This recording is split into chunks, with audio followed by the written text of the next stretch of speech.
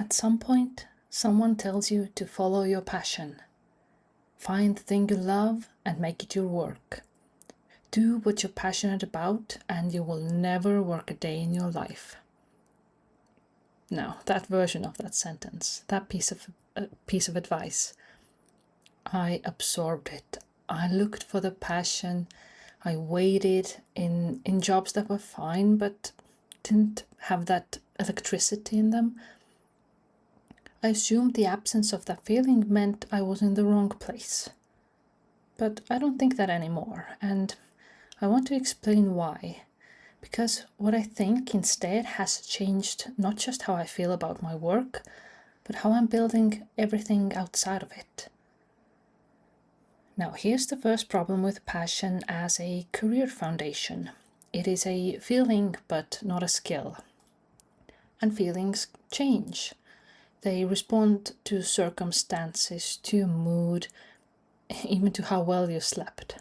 So, building a career or a side business on the requirement that you feel excited about it every day is building on something very unstable. The days when the passion is quiet are precisely the days when the work still needs to happen. Passion doesn't have to show up on those days. Now, the second problem. Passion is often discovered after competence, not before it. And the research on this is actually consistent. People then tend to develop passion for things they have become skilled at. So the feeling of engagement follows mastery. It doesn't precede it. So waiting to feel passionate before investing in a skill is waiting for something that the investment itself is more likely to create. And the third problem, and that's the one I found most interesting, is passion is actually a moving target.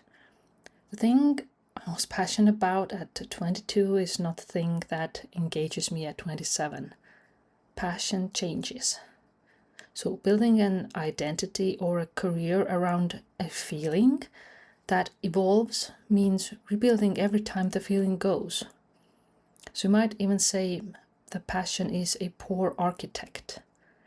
It builds beautiful things for a season and then wants to tear them down. Now, there is a pattern I've observed in people who did follow the passion advice, and it doesn't always go the way the advice promises.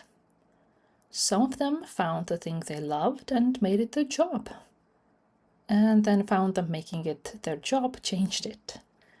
There is a sort of pressure of performance and income dependency, of having to produce the passion on demand, regardless of how they felt that day. And that gradually eroded the thing that made it feel like passion in the first place. This is actually a well-documented phenomenon, turning intrinsic motivation, so doing something because it's rewarding, into extrinsic motivation, so doing it because you're paid to, can undermine the intrinsic motivation over time. So the thing you loved becomes the thing you have to do. That's something else different, something else, right? So I'm not saying this always happens. There are people who successfully make work from passion without losing the feeling. But I think the risk is real enough and common enough that it deserves more weight than the follow your passion advice typically gives it. The alternative I've landed on is built around a different feeling entirely. What I want instead of passion is curiosity. Now, curiosity is quieter than passion. It's the feeling of wanting to understand something a little better. Perhaps it's like following a thread to see where it goes, of finding a question more interesting than the answer. But it's also more durable. Now, I've been curious about how money works, like the systems, the psychology, everything around it, for several years now. But the curiosity hasn't dimmed the way enthusiasms do. It doesn't require me to feel inspired. It just keeps generating questions I want to follow. And I say that curiosity also scales well.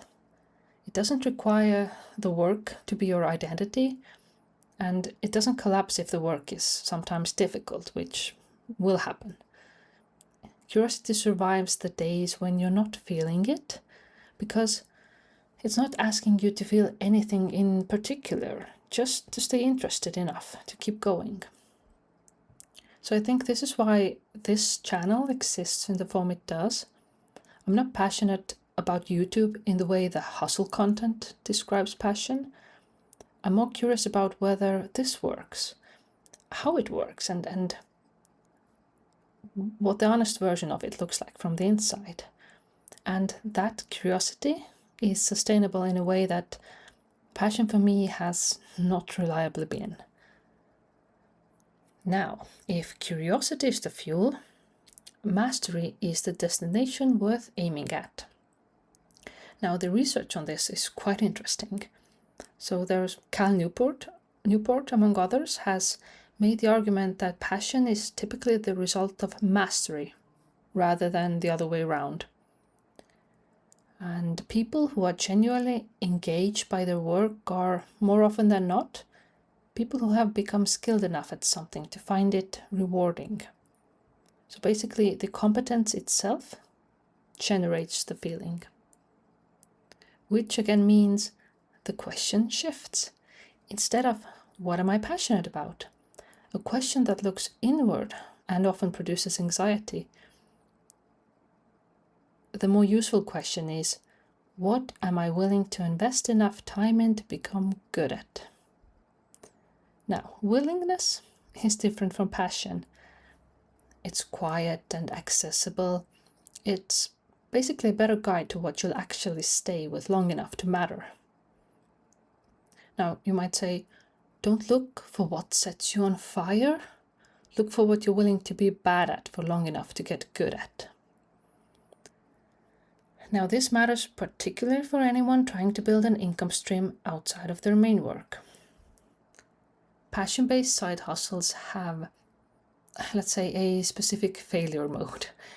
They rely on the feeling being present to generate the output.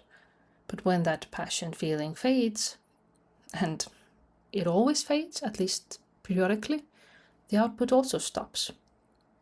And if the output stops, that kills the project. Now, curiosity-based projects are more resilient because they don't require enthusiasm, just continued interest in the question. The question this channel is asking, can I build a real income stream honestly, from scratch, and document it transparently? Now that's interesting to me, whether or not I feel inspired on any given week. That question keeps me going back even when the metrics don't. That's the practical case for curiosity over passion. It survives the weeks that passion doesn't, and in a long game, the weeks that passion doesn't show up are most of them. So, I work in tech, I'm good at what I do, but I don't feel passionate about it on most days. That's the truth. And for a long time, that felt like something was wrong with me, that I had failed to find the thing I was supposed to find and do with my life.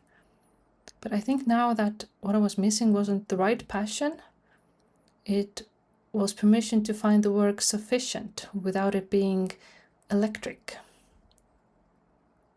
That's a quieter life than follow your passion promises, but I also think it's a better one.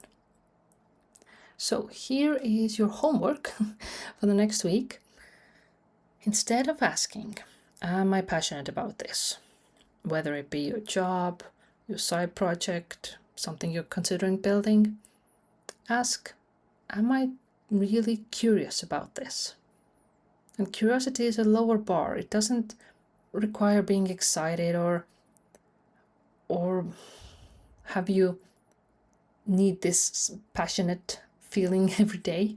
It just requires interest in that question. Now, if the answer is yes, that's enough to start.